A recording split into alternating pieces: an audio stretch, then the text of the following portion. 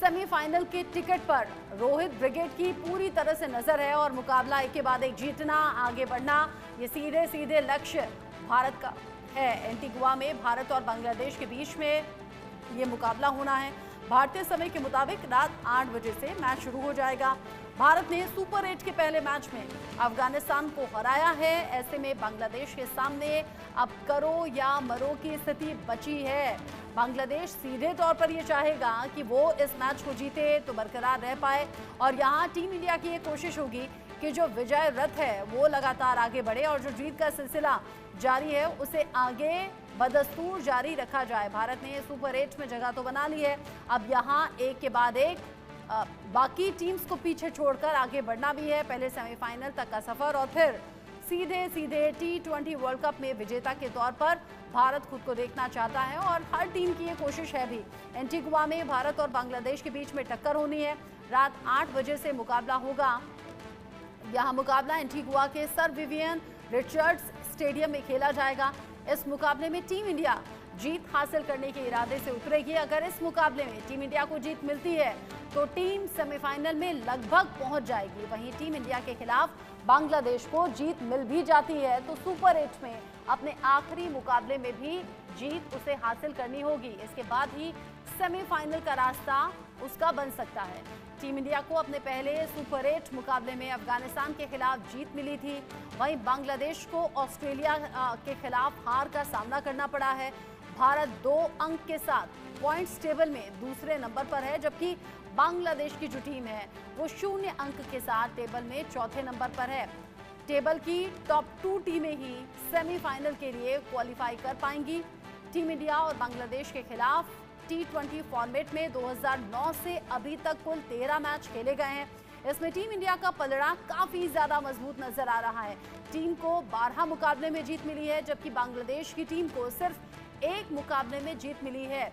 दोनों टीमों के बीच में हाईएस्ट जो स्कोर रहा है वो 184 रन का रहा है।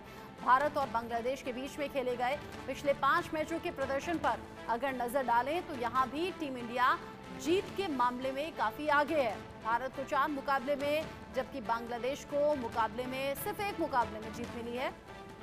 दोनों ही टीमें 6 अक्टूबर 2023 के बाद आमने सामने अब होंगी, और आमने सामने होंगी तो बांग्लादेश की कोशिश होगी करो या मरो, और टीम इंडिया की सीधे तौर पर यह कोशिश होगी कि जो जीत का सिलसिला है उसे बरकरार रखते हुए सेमीफाइनल तक का अपना सफर पूरा करें और अपनी दावेदारी को और ज्यादा मजबूती के साथ सामने रखें। भारतीय समय के मुताबिक रात 8 बजे ये मैच होना है। सुपर 8 के इस पहले मैच में जहां भारत का कॉन्फिडेंस बढ़ा हुआ है अफगानिस्तान टीम को हराकर, यहाँ बांग्लादेश उस कॉन्फिडेंस से दूर है क्योंकि अपना पहला ही मुकाबला सुपर 8 में बांग्लादेश की टीम हार गई है। इस पर हम बात करेंगे। मनोज जोशी मेरे साथ स्टूडियो में मौजूद हैं, स्पोर्ट्स एडिटर हैं और बेहतर तरीके से एक एक मैच को बारीकी से देख भी रहे हैं और सिचुएशंस पर भी बात करते हैं। मनोज, आज का मुकाबला कितना ज़्यादा इम्पोर्टेंट टीम इंडिया के लिहाज से है? टीम इंडिया जाहिर सी बात है अपना जीत का सिलसिला बरकरार रखना चाहेगी। पिछला मैच ऑलरेडी जीत चुकी है, सुपर 8 का पहला मुकाबला जहां उसने अफगानिस्तान को मात दी है। बांग्लादेश की टीम को भी मात दे पाएगी क्या? कितना आसान है? अभी तक के रिकॉर्ड्स कहते हैं कि बाएं हाथ का खेल है, लेकिन बाकी क्या बाएं हाथ का खेल है? देखिए, बाएं हाथ का क्रिकेट में अब कुछ नहीं होता। अब कोई भी आप कितनी भी तैयारी के साथ जाएं, 2007 के वर्ल्ड कप में हम ऐसे ही तैयारियों के साथ गए थे और हमारा पुलिंदा जो है इसी बांग्लादेश की टीम ने बांध दिया था और हम अगले राउंड में भी नहीं पहुंच पाए थे। तो अब यह है, कुल मिलाकर जब भी इन दोनों के मुकाबले होते हैं, परिणाम बेशक जैसा कि अभी आपने बताया कि भारत का पूरी तरह से पूर्ण वर्चस्व रहा है, पूरी तरह से डोमिनेशन रहा है, लेकिन हमें यह भी याद रखना चाहिए कि 2015 का वर्ल्ड कप याद कीजिए, ODI का वर्ल्ड कप, जहाँ पर बहुत कड़ा संघर्ष हुआ था, जहां एक नो बॉल कंट्रोवर्सी हुई थी रोहित शर्मा को लेकर, जो बहुत सुर्खियां जिसने बटोरी। 2016 का वर्ल्ड कप अगर आप देख लें, T20 वर्ल्ड कप, उसमें भी बहुत चर्चा का ये विषय बना था। और उसके अलावा जो और मैचेस हुए हैं इनके बीच में, निधस ट्रॉफी हो, चाहे वो पिछला ऑस्ट्रेलिया में 2022 का T20 वर्ल्ड कप ही क्यों ना हो, तो मैच बहुत क्लोज रहते हैं और वो एनीबॉडीज गेम होते हैं। ठीक है, भारत को मानसिक दृढ़ता का और अनुभव का, तजुर्बे का फायदा मिलता है और भारतीय टीम जीतती है हमेशा। सिवाय एक मैच छोड़ दें तो हम सारे ही मैच जीते हैं T20 क्रिकेट में बांग्लादेश से। लेकिन यह है कि जब कभी बांग्लादेश की स्थिति मजबूत होती है मैच में और जिस तरह से वो लोग नागिन डांस करते हैं, वो बड़ा विहंगम दृश्य होता है। देखने में लगता है कि भाई भारत को उन्होंने भारतीय प्लेयर का विकेट चटकाया है और ये सारी चीज़ें बहुत मैच को और ज़्यादा रोमांचक बनाती हैं। अब इसी रोमांच को आगे बढ़ाने का जो सिलसिला है वो आज के मुकाबले में भी नजर आने वाला है। शशि काला जी मेरे साथ में जुड़ गए हैं, क्रिकेट कोच हैं। शशि काला जी, जाहिर सी बात है जो टीम इंडिया के फैंस हैं वो क्रिकेट फैंस बड़ी बेसब्री से इंतजार आज रात होने वाले 8 बजे वाले मुकाबले पर नजरें गड़ाए हुए हैं। लेकिन सेमीफाइनल की ये जो दौड़ है इसमें टीम इंडिया किस रफ्तार से आगे बढ़ती हुई आपको नजर आ रही है और बांग्लादेश की टीम की तैयारियां आपको कैसी दिखती हैं? पहले तो सभी को नमस्कार और सभी को शुभकामनाएं, क्योंकि ये सुपर 8 के मुकाबले हैं, समझो एक प्रकार से नॉकआउट मुकाबले हैं। हमें सारे मैच जीतने होंगे तभी हम ज़्यादा अच्छा कर पाएंगे। हालांकि अभी तक भारतीय टीम का प्रदर्शन बहुत अच्छा रहा है, चाहे वो यूएस में मैच हुए, चाहे वो वेस्ट इंडीज में मैच हो रहे हैं, आज एंटीगुआ में मैच हो रहा है। तो भारतीय टीम पूरे विजय रथ पर सवार है। हमें भूलना नहीं चाहिए वर्ल्ड कप फाइनल जो हुआ था, सेमीफाइनल तक हमारे मैच बहुत अच्छे हुए, हम सारे मैच जीतते चले गए, फाइनल में जाके हम फंस गए।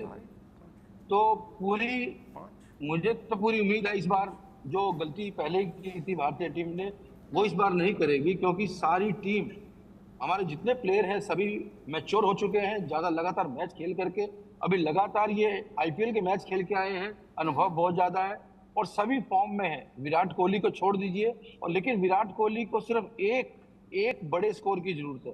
हाँ। और देखा जैसे कल उन्होंने बहुत पसीना बहाया, बहुत मेहनत कर रहे हैं और आज निश्चित तौर पर विराट कोहली का दिन होगा, ऐसा मेरा मानना है और वो बड़ी इनिंग खेलेंगे, भारतीय टीम को बहुत अच्छे मार्जिन से जितवाएंगे, ऐसी पूरी उम्मीद है। अच्छा हुआ कि आपने विराट कोहली का जिक्र कर दिया, क्योंकि अगला सवाल मैं मनोज जी आपसे यही करने वाली थी कि भाई विराट कोहली का बल्ला आखिर चलेगा कब? विराट की तो बड़ी फैन फॉलोइंग है, सिर्फ हिंदुस्तान में नहीं दुनिया के अलग अलग देशों में लोग बैठे हैं विराट कोहली का बल्ला चलते हुए देखने के लिए। लेकिन अभी विराट कोहली भी और मैं कहूँगी रोहित शर्मा भी दोनों निराश कर रहे हैं अपने फैंस को। जी हाँ, बिल्कुल सही कहा आपने, दुखती रग पर आपने उंगली रख दी है, क्योंकि अगर आप पिछली 10 पारियां देखेंगे इन दोनों की, विराट और रोहित की ओपनिंग जो भागीदारी है 50 रन की नहीं हो पाई है T20 क्रिकेट में।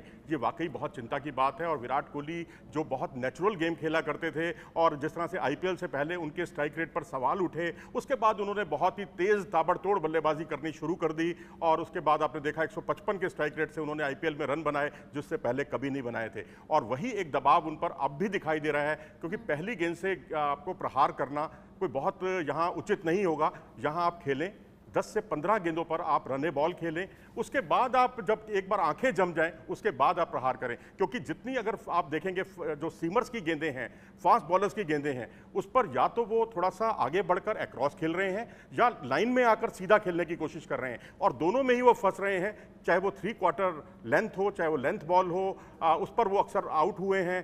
तो अलग अलग बॉलर, अलग अलग शैली के बॉलर से वो आउट हुए हैं। तो मुझे लगता है विराट कोहली को अब थोड़ा सा अपने अंदाज में खेलना चाहिए, जैसा कि जिसके लिए उनका गेम परफेक्ट है। और अफगानिस्तान के खिलाफ उन्होंने कोशिश जरूर की थी, पुराने वाले विराट कोहली हमें दिखाई दिए थे शुरुआती ओवरों में, लेकिन ठीक है बहुत पारी को लंबा नहीं ले जा पाए। अंदाज मिसिंग है क्यों?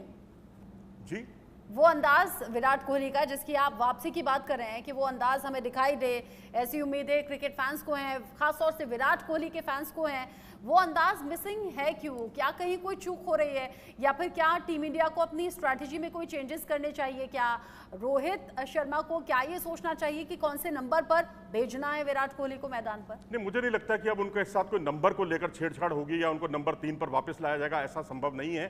क्योंकि जब शुक्रवार को रात को ये टीम वहां पहुंची एंटीगा में, और उसके बाद शनिवार को ऑप्शनल प्रैक्टिस सेशन में विराट कोहली ने लंबे लंबे शॉट्स खेले अपने प्रैक्टिस सेशन में, क्योंकि केवल 4 प्लेयर ही वहां पहुंचे थे और उसमें विराट थे, रोहित थे, जडेजा थे और संजू सैमसन थे। संजू सैमसन के भी आज खेलने की संभावना है। तो रही बात आपकी कि क्यों ऐसा हो रहा है विराट कोहली के साथ, एक जो उनका नेचुरल गेम है उससे वो अलग हटकर खेल रहे हैं, क्योंकि नेचुरल गेम उनका यही है कि आप सिंगल्स लें, स्ट्राइक रोटेट करें और बीच में एक आध चौका लगाएं और अपनी रन गति को तेजी से आगे बढ़ाएं। लेकिन यहां पर वो पहली गेंद से जो प्रहार करने वाली जो प्रवृत्ति है उसको थोड़ा उन्हें छोड़ना पड़ेगा। अफगानिस्तान के खिलाफ उन्होंने कोशिश जरूर की लेकिन उस पारी को लंबा नहीं ले जा पाए, मुझे लगता है इस बार जरूर ले जाएंगे।